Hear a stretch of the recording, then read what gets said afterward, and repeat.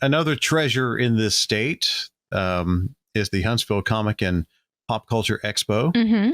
Yes. The three of us, as we've been alluding to in the intro and everything, we all three had a great time this past weekend. Yes. Well, 2 weekends ago now up there.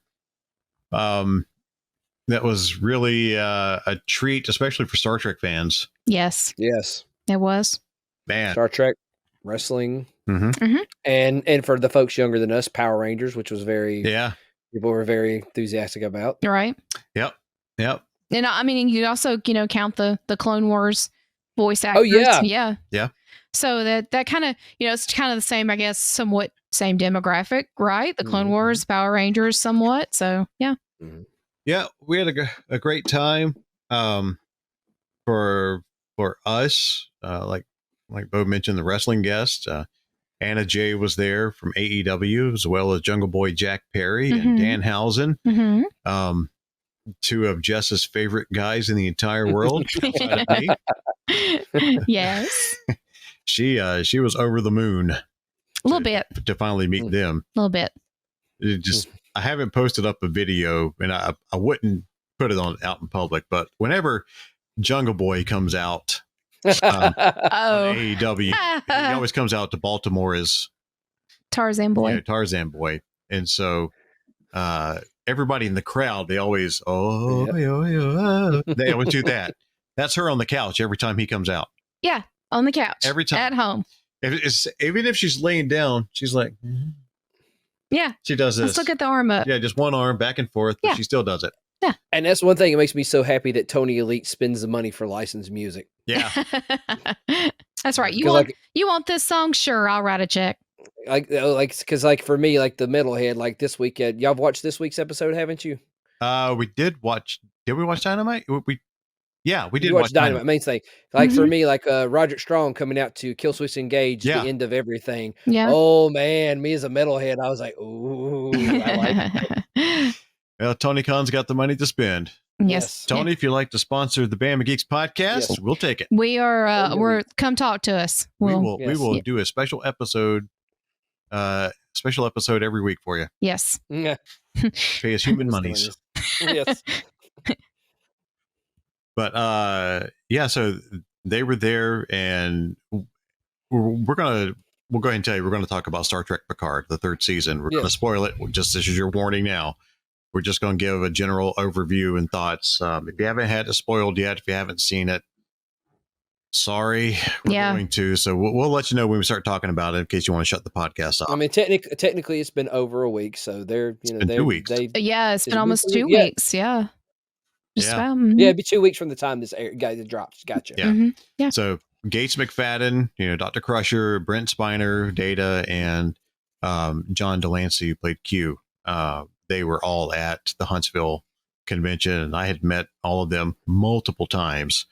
But this interaction was extra special because coming off of that Picard ended the day before the Huntsville Con started. Mm-hmm.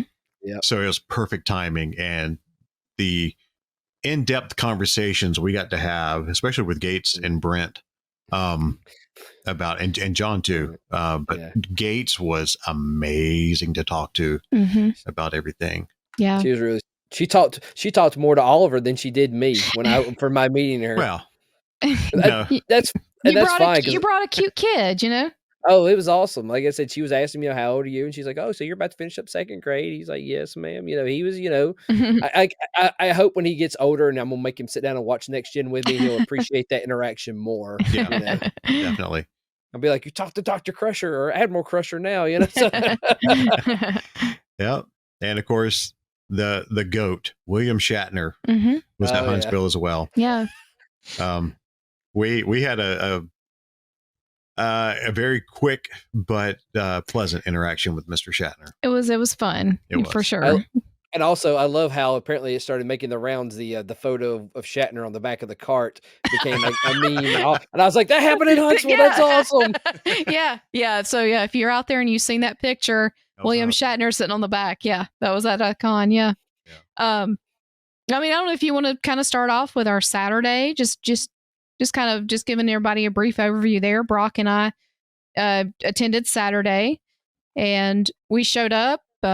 We had already, bought our passes ahead of time, so we didn't have to worry about purchasing those. We showed up, and very easy process in getting our badges, and then getting in. Then you go to the other line to wait to get in. They opened the doors at 10 on Saturday. We were in there by 5 minutes after 10. We immediately go to where the photo ops are going to be because we have the photo op with Shatner. They didn't give us a time, so we kind of figured they had a block. He had a 11 to 11:20 and then 3 to 3:20. So we go to the table just to get some info. They say, "Well, come back at 10:45 because it's going to start lining up." Okay, cool. So we got a little time to kill before the Shatner photo op. We are in that area, in the Hall of Fame area, I guess, if you want to call it that, where the guests are set up. We come down and we first see Brett Iwan, who's currently does the voice of Mickey Mouse. And so he's like, hey, why don't we go ahead and just knock this out with him? Awesome guy to talk with and chat with. Mm-hmm. We got a photo. The Mickey voice. He did the Mickey voice for us while we were in line. I know Brock has posted some stuff on social media. We decided to get the 8x10 he had of him and Mickey in the same photo. And it's really cool. Yeah. They trained him to sign the same signature that Mickey in the parks and everywhere. Mickey Mouse's signature. He's trained to do that. Yeah. So he signed it in his own handwriting and then as Mickey. Right. That's awesome. So I had to, of course, tell him that, I spend time with his voice every day because of Disney Dreamlight Valley. So he's like, yeah, and he said a lot of great voice work on that one, right? Oh, hi. Oh, yeah, hi. There's not a lot of speaking. Oh boy. Hiya, pal. Hiya. Great to see ya. So does he do the voice of Mickey for the Mickey Mouse cartoon also? Everything. Yeah. He is Mickey. He does Mickey's voice for everything and has been doing it since 2009. Yeah. Okay. I'd love to get him on the podcast because he tells a great story of how he got hired. It's a very fun story of how he became the voice of Mickey. I highly recommend trying to find some interviews with him about how he did it. It's really awesome how he got the job. 2009. I'm trying to think. Did he do Runaway Brain or not? One of the not seen very often Mickey cartoons. I wonder. I don't know. Well, he was a delight to meet, and we got that autograph and finished up with him and went around the corner there to where all the other tables were lined up, and there was Danhausen at his table. He's already had a couple of people. He already had a line foreman. Not too bad. So we just decided to go ahead, and this is the one that I've been waiting for. This is the one I've been looking forward to the most. One of the main reasons why I was, dialed into this particular con to be there. And we get up there and we get our picture made with him, had great conversation with him.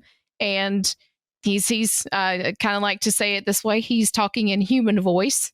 He's he was very much in regular voice while speaking, which wasn't a disappointment for us. So was so happy, again, and told him that I was, really glad that he decided to make an appearance at this con, and we've been looking forward to meeting him for a while. And so we kind of, I guess that's the best way to kind of sum up that experience. But I was really happy about, finally getting to meet him. And here we go. Here's our photo with Danhausen. Brock opted to send curses, and I just opted for the Danhausen pose there. So, asked him, how he was feeling with the arm. He had the pec surgery, the torn pec and everything, and he said he was doing pretty good that day. He's all right, and just wished him well on his recovery. After that, we went ahead and proceeded with the William Shatner photo op. The line was very long, as to be expected. So as we're standing there, Brock's like, "This is going to move pretty fast. Have that smile ready and be ready to go." And you get one shot at it. One shot. So by the time we got up there to see William Shatner, we get up there and we're standing there, and all of a sudden he stops and he's asking the photographer, where's the other girl at? We were like, what? And apparently he was talking about there was, a couple of girls, working the lines, working the photo op booth or whatever. But he was apparently looking for some girl that was working with him that wasn't there at that point in time. And we're just standing there while he's talking to the to the photographer about the missing girl.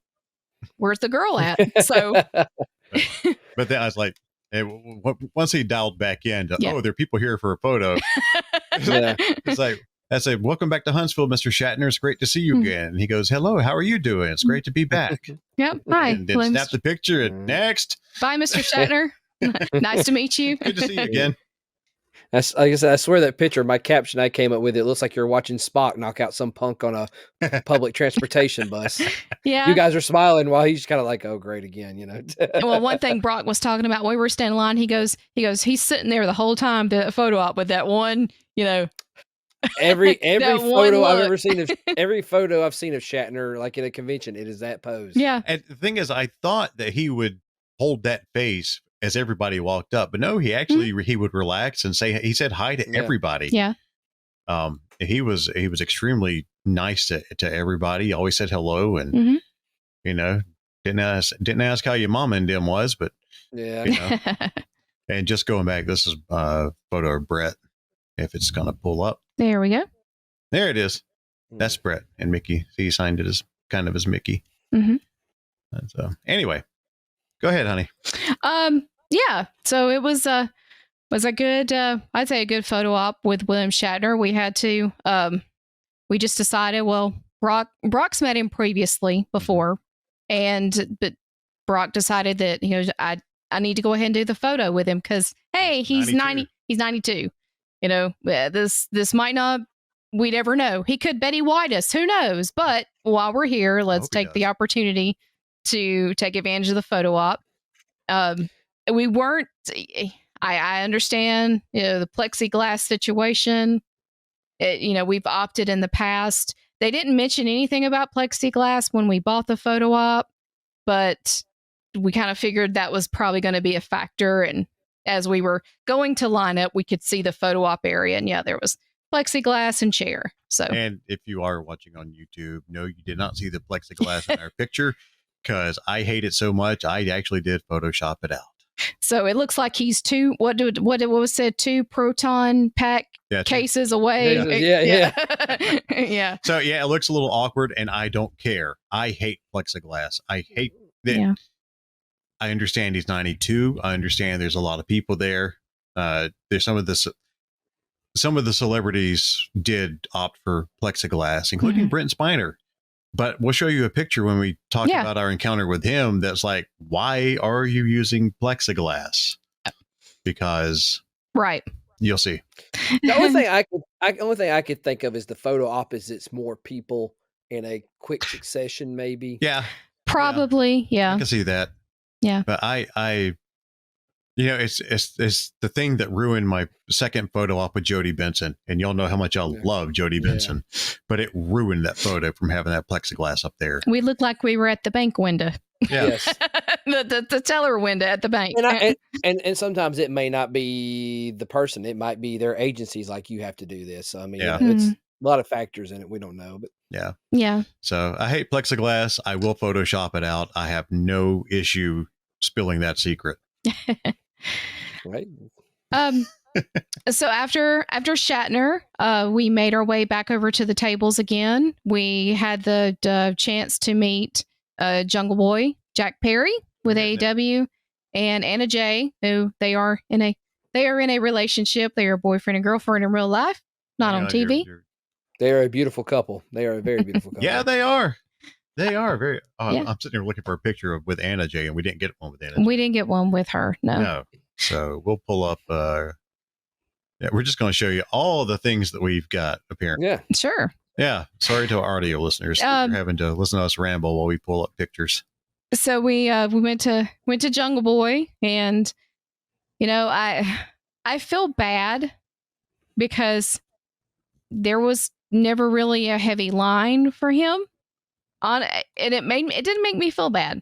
because he's awesome. He's Luke Perry's son too. What's going to happen? Like I said, he's one of the 4 pillars they're going to build the company off of. So people like you know, there's going to come a time the guy's going to. It's not there, but I think he's got a bright future ahead of him. Yeah, he's got, like you said, he's got the Luke Perry. He's got his dad's look. So I mean, he has that to work on. I mean, but it's very nice, very very soft spoken. He doesn't. He kind of doesn't talk very loud. So prior to our visit with him in Huntsville, he just come off of a pretty big match there with Sammy Guevara, and a very physical match. So of course I had to ask him how he's doing. How is he healing up? He said still healing. He said still a bit sore. I said, well, that's understandable. You had a pretty tough match, a couple of nights ago. He smells good, by the way. I want to point that out. He smells great. That's not an understatement. I don't know if it's the body wash or the cologne or maybe the hair. I don't know, but he smelled great. I can't disagree. I mean, you can't disagree. Hey, I'm like I said, I didn't get close enough to smell him, but I can appreciate a good scent. And I didn't catch it until I wasn't paying that close attention, and I didn't catch it until someone mentioned afterwards that he has a fanny pack on. Yeah, I think it's a wrestler rite of passage. I guess it is. Ever since The Rock with the turtleneck, yeah, fanny pack. Maybe Foley had one on him. I saw him with one on. I did see that. Yeah. Well, I guess you can't shove foreign objects down your trunks when you're wearing street clothes. So that's true. I should have asked him, was Mr. Sacco in there?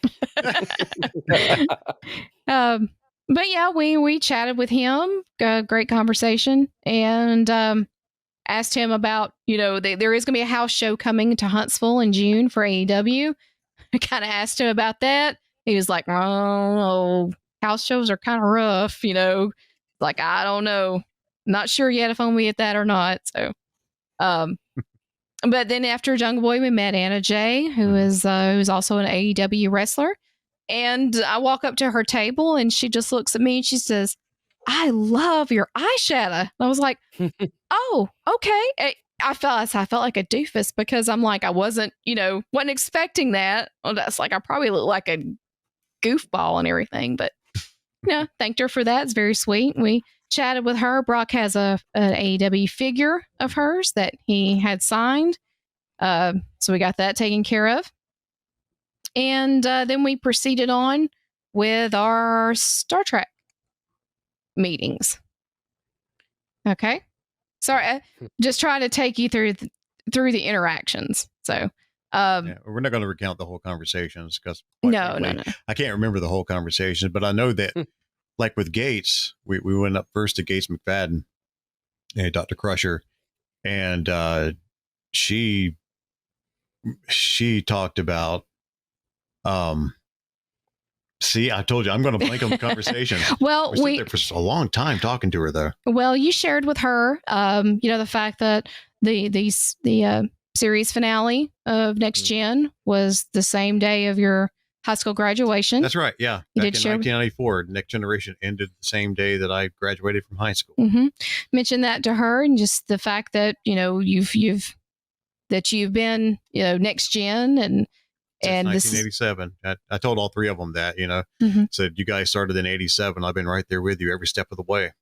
And let me tell you, I said this to Brock too. I was like, Gates she's always been a pretty lady, beautiful lady, in Next Gen, but I think she looks, looks absolutely gorgeous at this point in her life.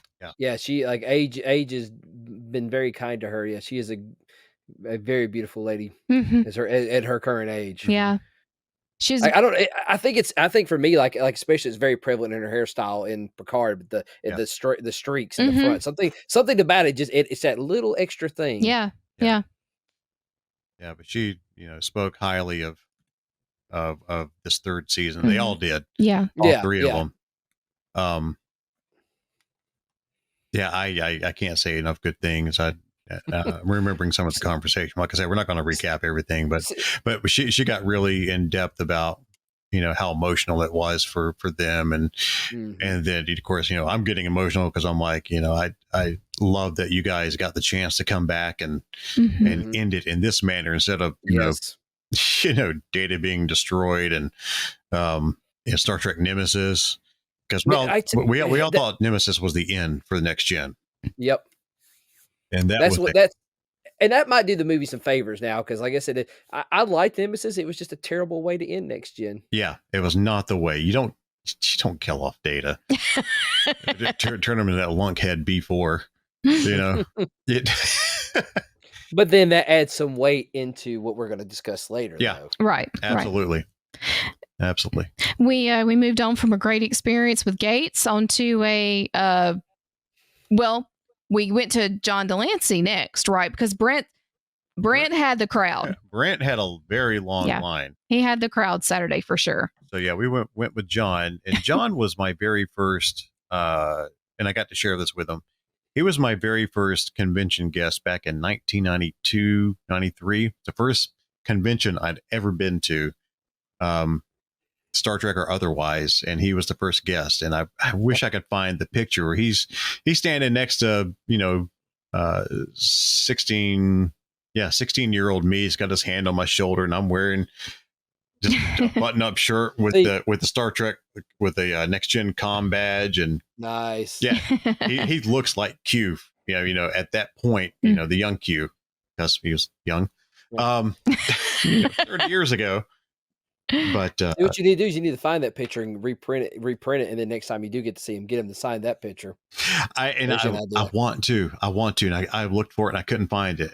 I can't find anything in this house anymore. It's so cluttered until we get our storage building. But and Jess talked to John 3 years ago, 3 or 4 years, 4 years ago. Yeah. At DragonCon, John was in the parade, and the Ghostbusters were lined up next to his car, and she's dressed as her Ghostbusters Ariel that year. And so there's a picture of the two of them chatting, and I pulled it up and showed it to him. He's like, "Oh, that was you." He remembered her. Yeah. So that was cool. So John was we were talking about, these last seasons of Picard. And we're going to go ahead and give you a spoiler warning now. If you haven't seen the final episode, skip the next couple of minutes. Okay. Well, okay, go ahead. Sorry. At the end of season 2 of Picard, Q dies. Mm-hmm. And me, I'm bawling because I've always loved Q. I've always loved John Delancey as Q. So I'm crying at the end of season 2. Okay, well, they're wrapping up all the storylines. There goes Q.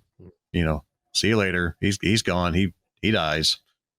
And then the end credits of the final episode of Picard, there's Jack Crusher, Beverly and Jean-Luc's son.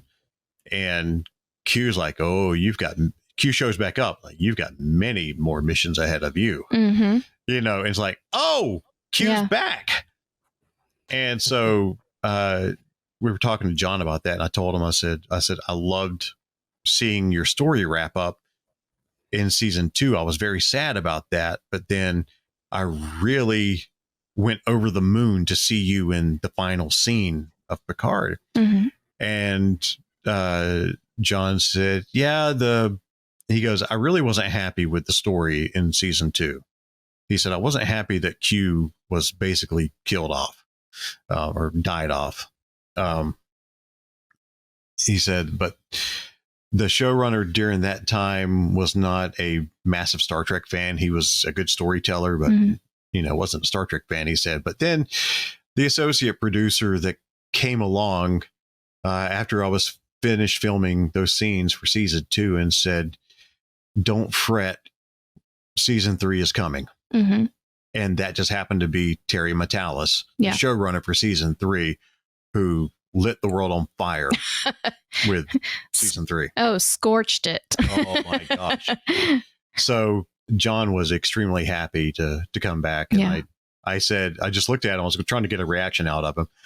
I said, well, I was so thrilled to see you at the end of the last season. I said, and I hope that's many more appearances for you. And he just deadpanned.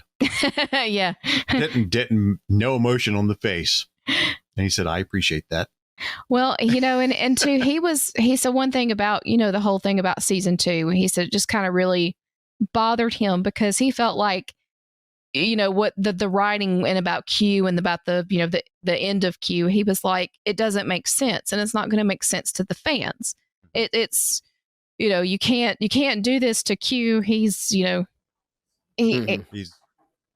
omnipotent. Right. So it was kind of interesting to kind of hear that, from him and his feelings on the matter and stuff. So, yeah. So we moved on from John. They were all right there together. We decided we were going to go ahead and get in Brent's line because he was the last person. We had already gone through. We had made it through everybody that we were coming to see at the con. And here we were at the 2-hour mark, I think, since we had walked in the door. Yeah. Pretty much almost 2.5 hours. Yeah, and to sorry to interrupt you. No, go ahead. I had listened to it a couple of weeks ago before we saw Brent. Inside of You with Michael Rosenbaum, the podcast, the guy that played Lex Luthor on Smallville, had Brent on, and Brent was probably one of the best interviews that I had ever heard. And so I told Jess, I'm like, you need to listen to this interview before you meet him. And so on the way up to Huntsville, I played the interview but we got to talk to him quite a bit about that. We talked to him more about those things. We got to talk to him about, he talks in that podcast about his managers lost his Saturn Award that he won back in like 1997 and had never gotten any resolution for it. It wound up at some lawyer's office in Australia. Wow. And she contacted him. She's like, hey, I've got your Saturn Award. He's like, would you mind sending it to me? And he never heard back from her. And so I asked him about that. I'm like, I'm glad you're here in Huntsville. I'm sorry to say that we don't have your Saturn Award either. We would have brought it to you. And he laughed and he said, do you know that after that aired 2 weeks ago, the people from the Saturn Awards heard it and called him and profusely apologized, and they're getting another one to him. And he was over the moon. He's like, I'm finally going to get my Saturn Award after 25 years or more. No, yeah, about a little over 25 years. Yeah. Wow. Yeah. So he was happy about that. And of course, we talked to him about playing Bob Wheeler on Night Court, Bob and June Wheeler. And, yeah. It was it's just so much, just so great to talk to him. Just have that moment just to talk. Yeah. And he, I told him the same thing. I'm like, I've been right there with you since 97. I said, I'm so happy that they brought you back around. And I told him, Bo, the story of us. With LeVar Burton at Dragon Con. And I said, by the way, he's got a web series called Fresh Hell. It was for 2 seasons. And I said, I want you to know that we went up to LeVar at Dragon Con and, joked with him about, at least I'm not Brent Spiner, that line. And he laughed. He's like, oh my gosh, you brought that up to him. He's like, he was so great in that role. And I said, I have to know. The whole crux of the Fresh Hell web series is Brent is out of work. He can't find a job because of some catastrophe, some career ending catastrophe that he caused. And I looked at him and I said, Brent, before we go, I have to know what caused the downfall in Fresh Hell. And he looked at me and he smiled and he said, nope, that you can't know.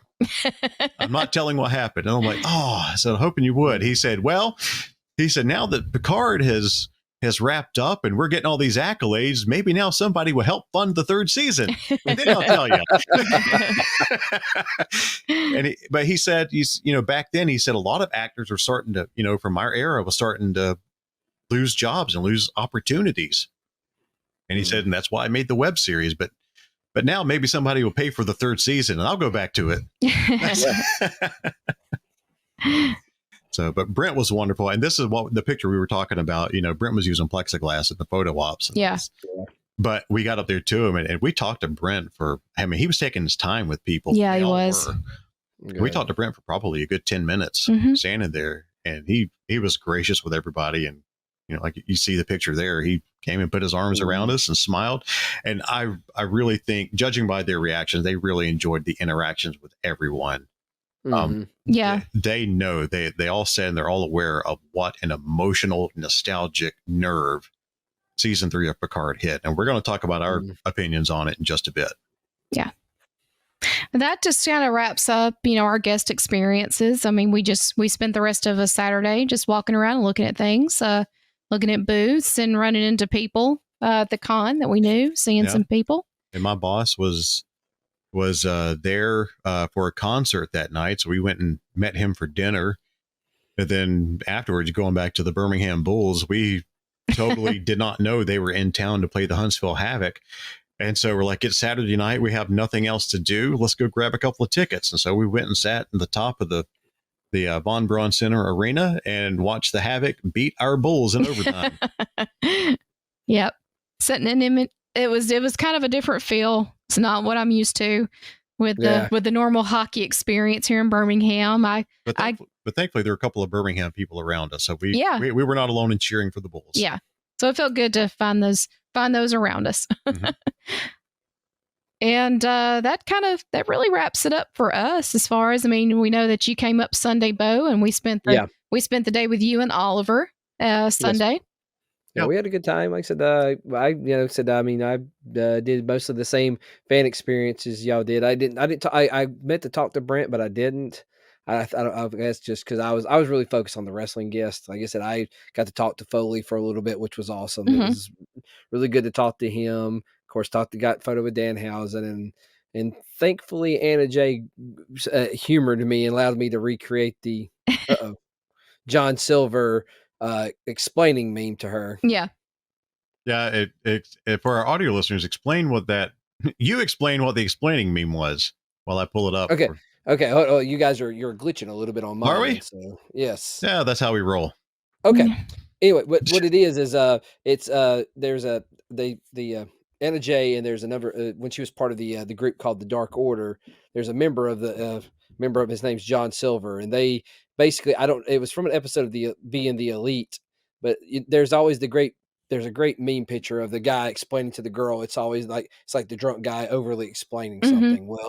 Well, her and John Silver, I don't know if it was intentional or not, or haven't worked out, but John Silver, as you see, he's explaining to her, and like he's doing the complete dude bro, explaining something to a young lady, where she has this look of like, oh my God. And thankfully, she humored me and took that photo with me. So I'm so gracious. Everyone's like, oh my God. Like, I got a couple of messages from our friends that was like, oh my God, I love you that you did this. I'm like, how is no one else thought to do this? This would be, as soon as I saw she was a guest, that was like the required picture I had. Of course, we took a very nice pose picture, which I told her, I was like, first of all, I'm, especially when it comes to lady guests now, like, I'm just trying to be, I'm always trying to be respectful anyway in general, but I was like, I'll take whatever, like when taking a photo, I was like, whatever you're comfortable with, I'll stand by you or whatever, do the Keanu hover hands or whatever, that's, but she stood next to me like that. So it was cool. And then, like I said, she did the silly recreating the meme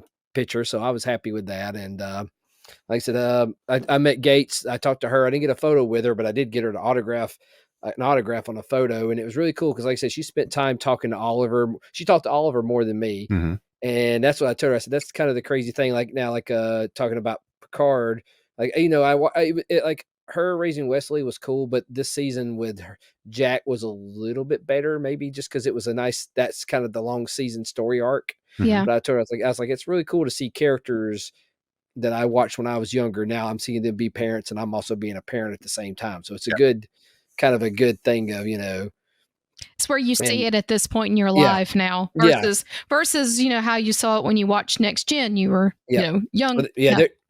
All my franchises of my youth are messing me up now. Like I said, like I said, Ghostbusters with Afterlife and Next Gen with Picard. And it's weird. Like I'm gonna tell you, especially being the father of a son. This is just going on other tangent, but in Turtles 90, when Splinter is in the fire talking to the turtles, as a grown man adult who loves Ninja Turtles, it's hard for me not to get misty-eyed during that segment now as a father. Like it messes me up. Like I don't know why. Like it messes me up. But it's one of those things. But no, that was good that she talked to him. Like even though she talked to him more than me, it made the experience special for me. So it was really cool. So Yeah. I'm thankful that all the main cast members of Next Gen are still around. Yes, we are very Golly, when I guess the first cast member of the original series was DeForest Kelly. Not long after I got a chance to meet him, he passed away, and then they just all started going. And oh man! See, that's with me. Like the two members, like I said, I like Shatner's cool and Kirk's cool, but the two members I wanted to meet most from TOS was DeForest and James Doohan. McCoy and Scotty are my two favorite characters in Trek. Like, will always be probably two of my favorites. And I hate, of course, those guys were, they passed, or by the time I got around to doing conventions, they had passed or been passed for a while. So the last time I saw Jimmy Doohan in person was in 1996 for the 30th anniversary convention, and I think we may have covered this on a previous episode, but like 2 years ago. But I bought it was called the Galaxy Pass. There were 1,701 passes available, and I bought one of them. I think it was like a $500 pass during that time, but they got you autographs from everybody. They got you early access to their autographs, and not a few of the original series members signed at that, but not everybody. Naturally, the big ones, but they were all there. But Jimmy Doohan, we all got to eat dinner with the cast members and actors who were there from Voyager and original series. During that time, First Contact was in production, and so the Next Gen guys were not available. Michael Dorn showed up for just a few minutes during that convention. And then he was, like I say, he was the only one Next Gen. Well, we're at dinner, and I just happened to wind up dead across from Jimmy Doohan. And Jimmy, he is bringing so many pretty young ladies to sit on his lap while dinner. You're like, oh, hello, lass, and he'd put one on one knee and one on the other, and they'd talk, and then he'd go back to eat, and somebody else would come up to meet him, and he'd sit him down on the knee, and I'm sitting across from him, just admiring this. I'm like, this old man's got game. we all thought Kirk was the ladies' man, but it was always Scotty. Absolutely, man. But that was a sincere fun miracle worker more than one way, I guess. I don't know. But it was so much fun. Golly, I remember vividly Walter Koenig, Chekhov. He was out cutting a rug on the dance floor with. Oh, that was so great. We were not allowed to bring cameras or anything in at the time. There was no autographs, no cameras. It was just, you're getting to eat dinner and just mingle with everybody. Yeah. So put this one into your memory banks, because that's all you're getting. Yeah. And that's how we used to experience things pre-smartphone. Yeah. True. Oh, man. And Majel Barrett Roddenberry, she's dipping a broccoli and ranch and shoving it into her mouth, and I come up to her right as she shoves it in her mouth. Hi, Mrs. Roddenberry. I'm a thrilled fan to meet you, whatever. She's having a white ranch off her lip. Hi, nice to meet you. I'm like, oh, man. But that's where, I think I've told the story. That's where Buzz Aldrin hit me in the butt. Yep. Yeah. Not on purpose. He accidentally backhanded me while I was standing there talking to Kate Mulgrew and Dan Golden, the former head of NASA. Wrong moon, Buzz. Yeah. Oh, me. So yeah, fun times. But yeah, Jimmy Doohan was a hoot, man. Yeah. I was fortunate to meet all the Star Trek, the original series cast members, and got all their autographs and everything. And I'm thankful I've done the same thing and had photos now with everybody from Next Gen. That's, like I said, I started in '87 with the Next Gen crew, and my high school career ended the day that All Good Things aired. So yeah, outside of Denise, I've met Denise Crosby. I've met all the major characters of Next Gen. I hope Patrick Stewart comes back to Dragon Con, because I'm still not very happy with my photo with him. Not his fault, but yeah. Well, maybe I can get in on this picture with Patrick Stewart, because the photo op that I've got with Patrick Stewart's got my ex-wife in it, which is fine. It's totally fine. It's fine. Totally fine. I had no worries with that at all. We're great friends. Yeah. but it's like I would like to have Jess in one. But he's in his 80s now. Who knows? But Shatner 92 still doing them. Hopefully That's right. Patrick will come back, and I hope so. I'd love to see him again. I hope Jonathan Frakes will come back too. Man.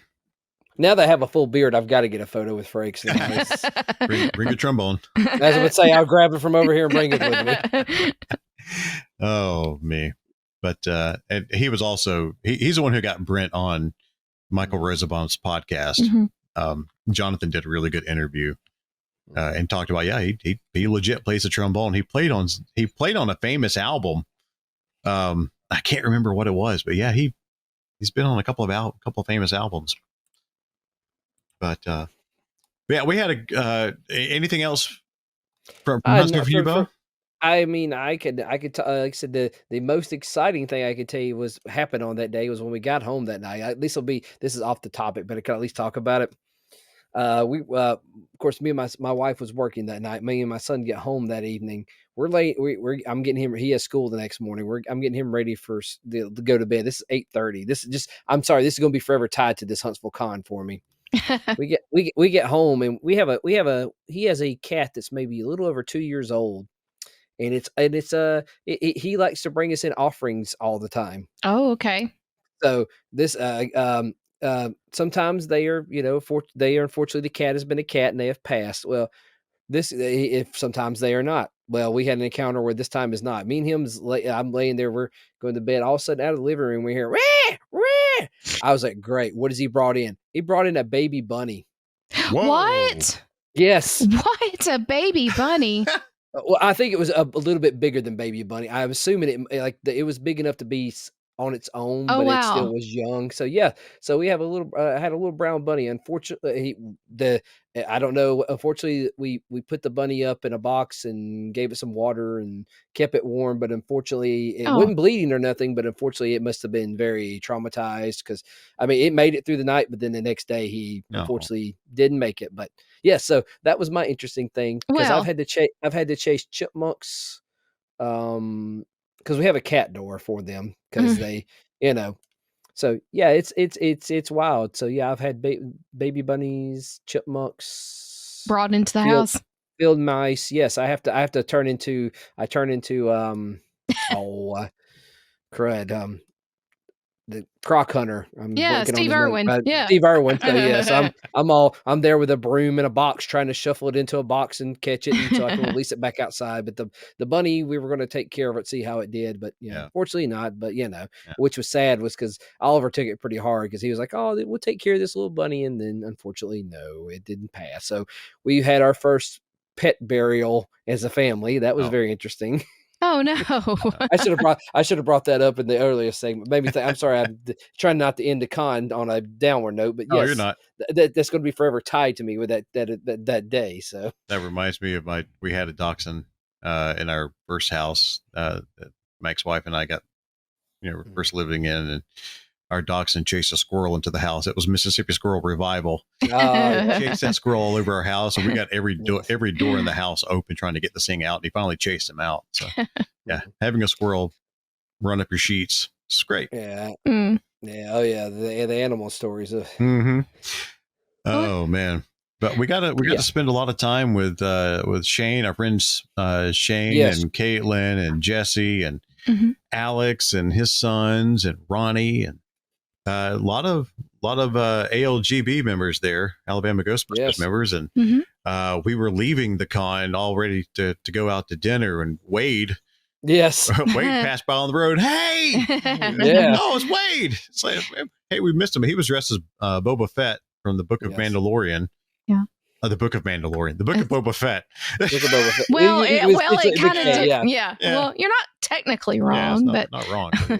Yeah, so I never knew he was there until we saw him passing on the road. But at least we had to see him. But we had a good time. Of course, Wayne Newmeyer got to spend time with him. Yeah, and Cheryl Ray, she's a friend of mine. Cheryl. She also listens to the podcast. Yeah, she came up Sunday and had all of her Star Trek experience as well. So nice. Very happy for her too on that because we'd been chatting a couple of days before the con about kind of letting her know, giving her some insights and and she was asking me questions. So glad to see her come up Sunday and get to be a part of that and get to. I would tell you the best news for that Sunday for me, also on top of the excitement of catching a bunny, was it might have been Sunday or it might have been Monday. Was then they announced the dates for next year, and finally somebody planning guides parked in my favor, and I am off that weekend.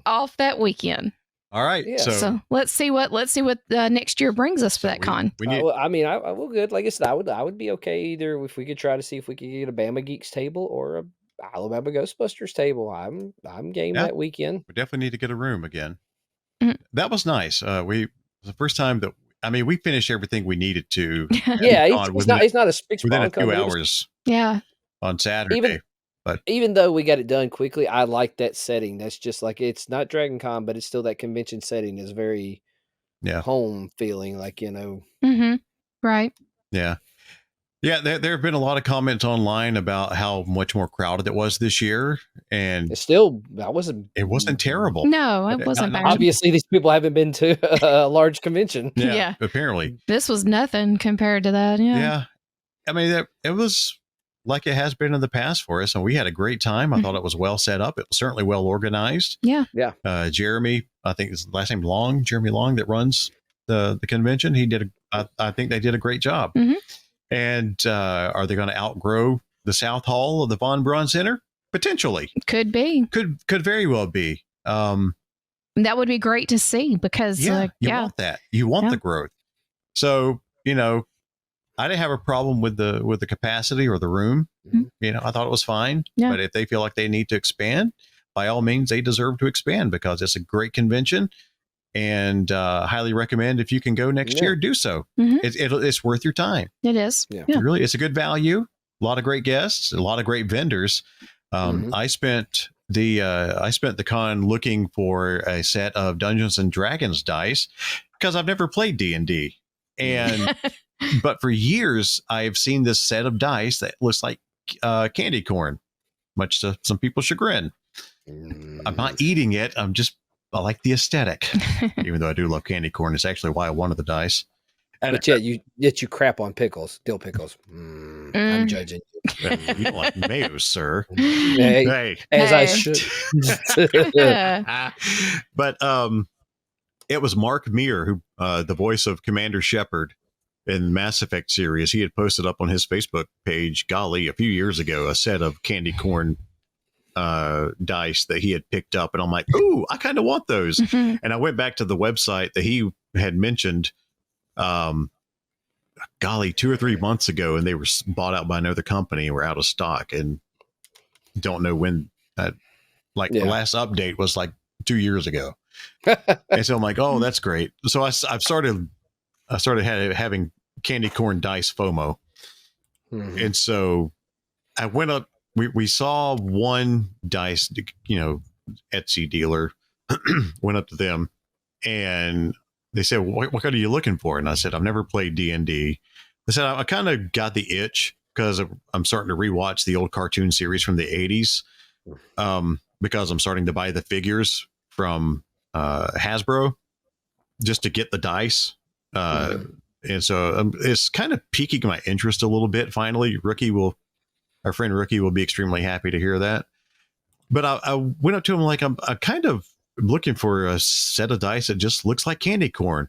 And they're like, yeah, we had at some point in time, but nobody really wanted to buy it. So I guess you're the outlier.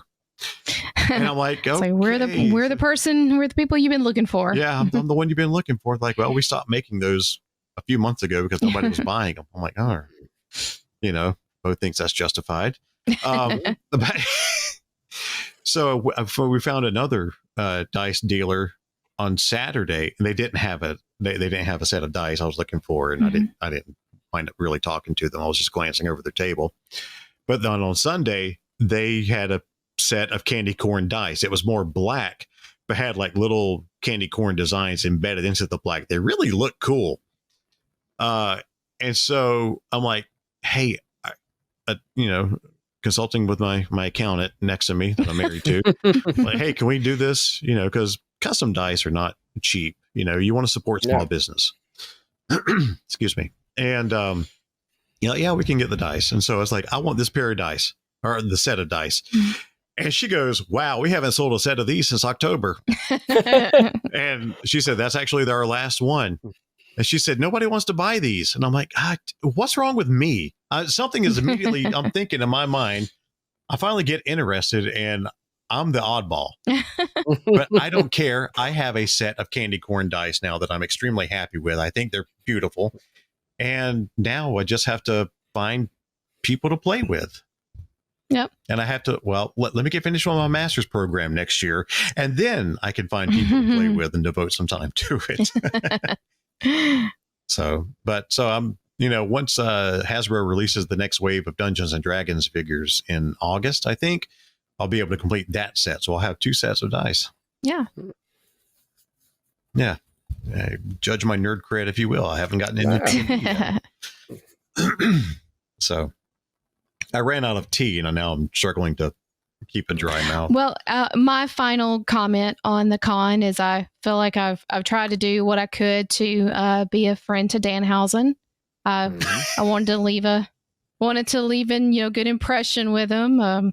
Brock made the comment because we were standing there at times right across from the table, and he was like, "Your two of your favorite guys are like right in front of you, right here." I was like, I know.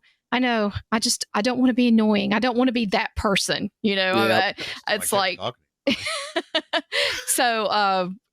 At one point in the con, I did find a vendor that had a Ziploc bag of random Simpsons figures, and it looks like it was kind of some from the the Halloween theme Simpsons. So I picked up that little Ziploc bag. Danhausen loves Simpson stuff. So I walked up and I showed him the bag. I was like, "Do you have any of these?" And he was like, "No, actually I don't." I was like, "Well, you do now. Here you go." He was like, "Oh, thanks." So, and then and we gave him an Alabama Ghostbusters patch. Yes. Because he loves Ghostbusters. He's friends with our friend Adam up at the Metro Detroit Ghostbusters. Really good friends. It's acquaintances. Is that the area where he lives at? Yeah, he lives in Detroit. Okay. Michigan, yeah. So Adam and Lisa, they see them. Yeah. They see him all the time. Yeah. And so, we mentioned that. He's like, "Oh, yeah, the guy with the Ecto. Yeah, I really like, yeah, that's really cool." So, and Adam and Lisa gave him a flight suit, a Ghostbusters flight suit. So, we let him an Alabama Ghostbusters patch as well. And before he headed out of there Sunday, and Bo got his picture signed. I gave him a box of Sour Patch Kids because he likes Sour Patch Kids. I've also been aware of some other things that he likes, so hopefully there will be another appearance somewhere, and I can just keep on, just giving the gifts, paying the human monies, and making him happy, and staying free from curses. So. Yeah.